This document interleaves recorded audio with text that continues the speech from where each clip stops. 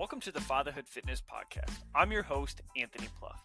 Each week, we will cover various topics that dads struggle with in their fitness journey. I'll give you actionable steps that you can apply right away, not only to take back control of your own health, but so you're able to be a better example for your kids too.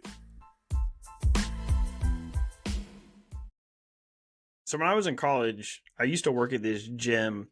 It was part a CrossFit gym and then half physical therapy. And so when I applied for the job, I was looking to go to physical therapy school at the time.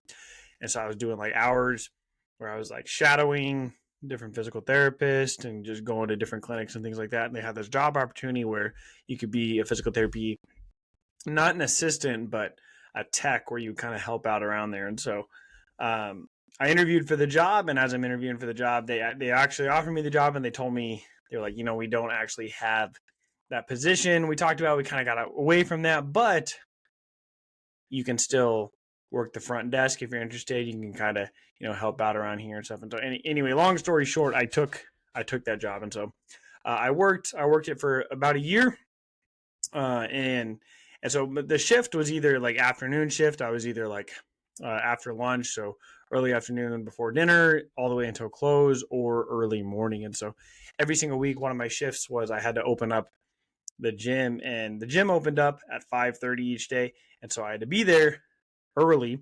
I would get there, 5:10, 5:15, and there was always a few guys sitting out front in their cars, ready to go. The headlights are shining in through the windows. We still got 15, 20 minutes before opening. I'm getting, the laundry out from the day before. I'm folding that. I'm turning the lights on. I'm making sure everything is, cleaned up from the night before and all that. And these guys, it was the same guys every single day. And I don't know how long they'd been members of the gym. They could have been members for years. They were, 60, 70 years old, and they would come in every single morning, and there's probably 4 or 5 of them. They would do their workout. They'd be on the elliptical. They'd do some machines, and then they would take a shower. And I would always joke around with people because you always knew when they were there, because the facility is not super big. And where my desk was, where the front desk was, it was real close to the bathrooms there. And so every time they were there, I would know, because you could always smell the soap from the shower. It would kind of resonate throughout the entire facility there. And so these guys would come in and they would do their routine, and I would watch it. And at the time, this is before I was like training my own clients. It was kind of when I was first getting started and stuff. And so the routine was fairly basic. They would kind of do the same thing every single day. And so fast forward 10 years down the road, and there's this gentleman who it kind of lives a very similar lifestyle as the other men that would come into the gym, where he comes into the gym now that I train out of. Typically, I have clients early, 5:30 in the morning, or somewhere before 8 o'clock each day, where I'm getting everybody in. It's that way I can get home and get all the tasks done. So I work from home primarily, and so all my clients are now before 8 a.m. But this guy comes in, he's in there, but usually around 7, a little bit before, and he goes and does some machines. He's there the entire time. He doesn't really say much. He just kind of observes, watches what's going on, does his own thing. But if you talk to him, he's super friendly. He's actually in his 80s. He's a really great guy, really fun to talk to. But he does kind of the same thing almost every single workout, and then he'll go and I'll sit on one of the recumbent bikes, and then he heads out, and then he goes on with the rest of his day there. And so I bring this up because what these men are doing isn't necessarily ideal for building muscle, isn't necessarily the best program in the world. But the reason why they're so successful is because they do it consistently. The best program in the world doesn't mean anything if you're not going to do it consistently. And so these gentlemen, this guy that comes and works out at the gym now, he's in, like I said, he's in his 80s. The guys who were working out, the 10 years ago at the gym I was working at, them, it was, they were probably 70s, 80s. Some of them were younger. Some of them were store owners, kind of local business owners and things like that, would come in there, do their workout, and they would all know each other, because that was their routine, right? They were always there.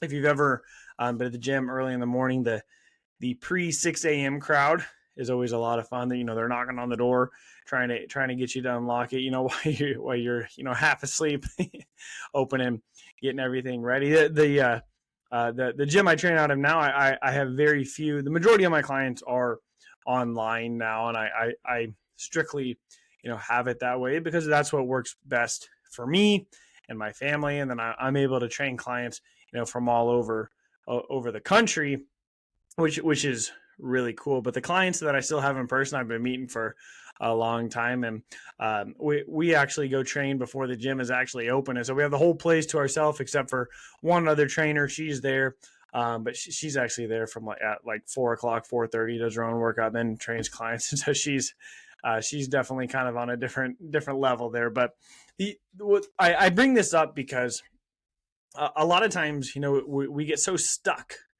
in trying to find, what the best workout program is, or, what the best, cardio modality. Should I be walking? Should I be running? Should I be jump roping? Should I be do high intensity? Should I be do low intensity?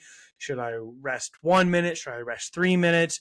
And none of that honestly matters too much unless you're a professional athlete, unless you're training for a bodybuilding competition, or unless you're training for a strongman competition, powerlifting competition, things like that. These things really do not matter, right? It's not going to make a huge difference in your life whether you rest 1 minute or whether you rest 3 minutes. Now, if you're trying to focus on strength, resting a little bit longer is going to help you recover more. It's going to help you be able to put more into your sets. But if you're just going for overall fitness, you're going for overall just, you're trying to feel better, you're trying to move better, you're trying to do more with your kids, then getting so caught up in what's the best program is just gonna lead to frustration, because you could have the best program in the world, and I have fallen for this too, trying to switch things up so much, where I have this very simple program. Mike Matthews is somebody that I've learned from. I've actually hired one of his coaches. If you've ever read any of his stuff, he wrote a book called Bigger, Leaner, Stronger. I think he has one called Thinner, Leaner, Stronger, which is geared more towards women. And then his latest one, I believe, I have not read it yet. It is called Beyond Bigger, Leaner, Stronger. I believe that's what the name of it is. But in his book, so I actually hired one of his coaches I worked with him one-on-one. So he kind of implemented a program for me. And so I had read his book. I knew kind of his modalities and things like that. But I've hired multiple coaches over the years because I just love, kind of learning new things. I only know, I only know what I know. Right. And so I actually hired a physical therapist, kind of they do their own thing. It's more of a one-on-one. And so it's kind of outside of insurance. It's very difficult to work one-on-one with a physical therapist if you go through insurance there, just kind of going through that process there. So I hired this guy. He has his own company. He lives in South Carolina. And so I'm going to start working with him. If you've been listening to the show for a while, you know that I've had 2 hip surgeries in the past year. I had one last May, and I had one this past January. And so I've been in rehab for an entire year. And so I hired this guy to kind of work with me. I'm still having some lingering effects. I originally, I don't want to go too deep into it because that's not what this episode's about, but I originally injured my hip when I was 12 years old. So it's been about 20 years now since I originally injured it. And so obviously, having an injury, having a, just I was still growing at the times, just having compensations and things like that. And this guy kind of specializes in things like that. So I'm working with him.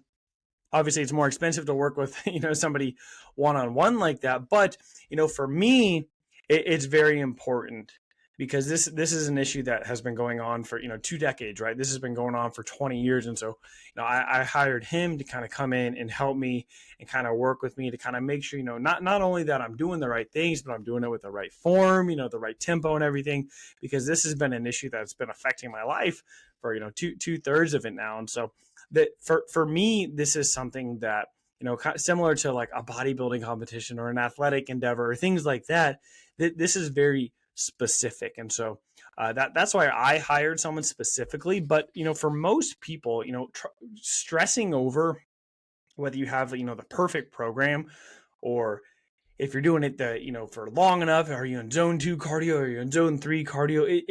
You're getting caught in the weeds here. You're kind of missing the entire point, right? The entire point of working out, doing cardio, doing strength training and things like that is to feel better, is to move better, is to be healthier so you can do more of the things that you want, right? If you're running around with your kids playing tag and you're not winded, I think what you're doing is working, right?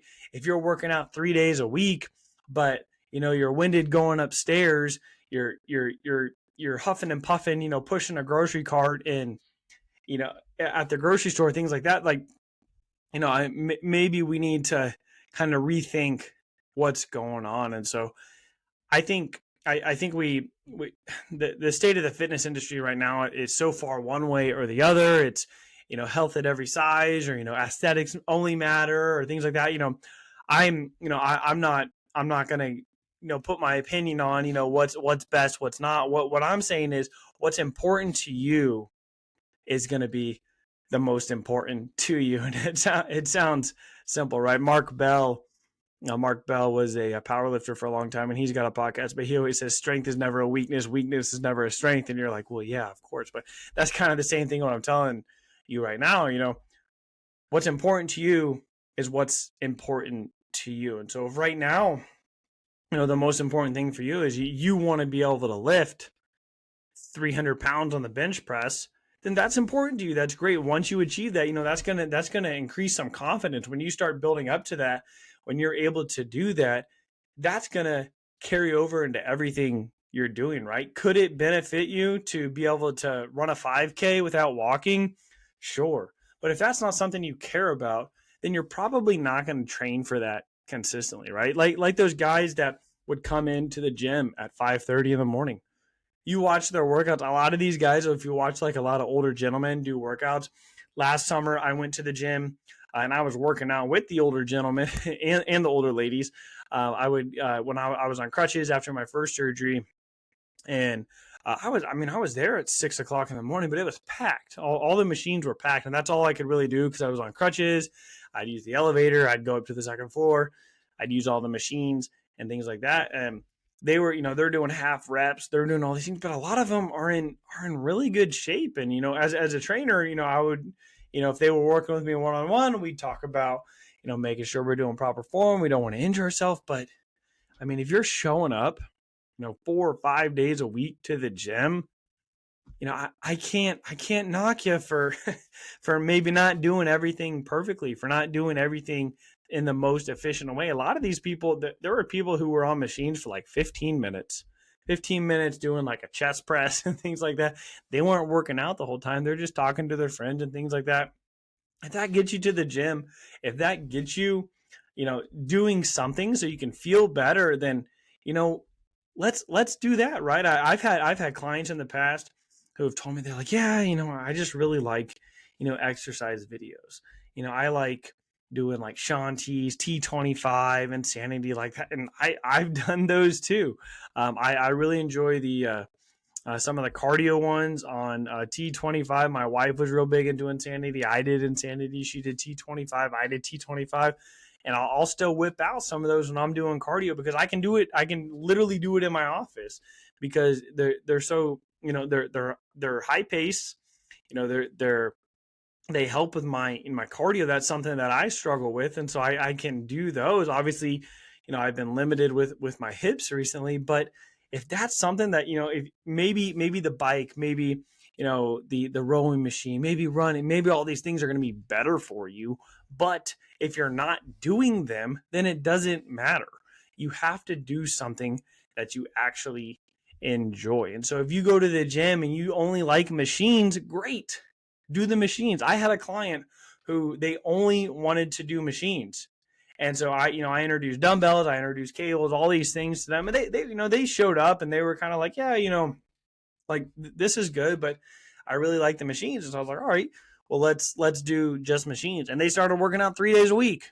And I was like, let's do this. If you're going to do this consistently, let's make this the best for you. And you can get into an argument of what's best, machines or dumbbells or cables or barbell and all this stuff. It doesn't really matter if you don't do it. And that's the point I want to make here, is that the best program in the world doesn't matter if you're not doing it consistently. And so find something that you actually enjoy and stick with it. And once you do find it, just make sure, you keep with it, maybe add a friend. If you struggle right now, you really love going to the gym, but sometimes, you're not always consistent, bring your brother, bring your wife, bring your kids, if they're old enough to go with you, have them work out with you. If you're somebody, who struggle, for me, when I do cardio, if I'm running outside, I'm listening to either a podcast and an Audible book. Lately, it's been mainly Audible books. I really love music, so I'll listen to a lot of music. But when I'm at home and I'm doing the bike, I turn a show on. I've got two screens here. I've got kind of my main screen, and I've got my avid screen here, and I'll put it on the screen. I actually have a TV in my office too, but it's actually smaller than my computer screen, or about the same size. And so instead of just switching everything over there, I just put it on the computer. And if I'm running on the treadmill, I'm watching a show or something like that, because it gets me to do it, right? And you can talk about, well, you should be doing this, you should be doing that, you should be able to do that. It doesn't matter. What matters is what works for you. And once you find what works for you, just stick with it. That concludes this episode of the Fatherhood Fitness Podcast. Thank you for those of you who took time out of your busy schedules to listen. If you have any questions or comments or an idea for a topic for a future episode, please feel free to reach out, and I'd love to hear from you.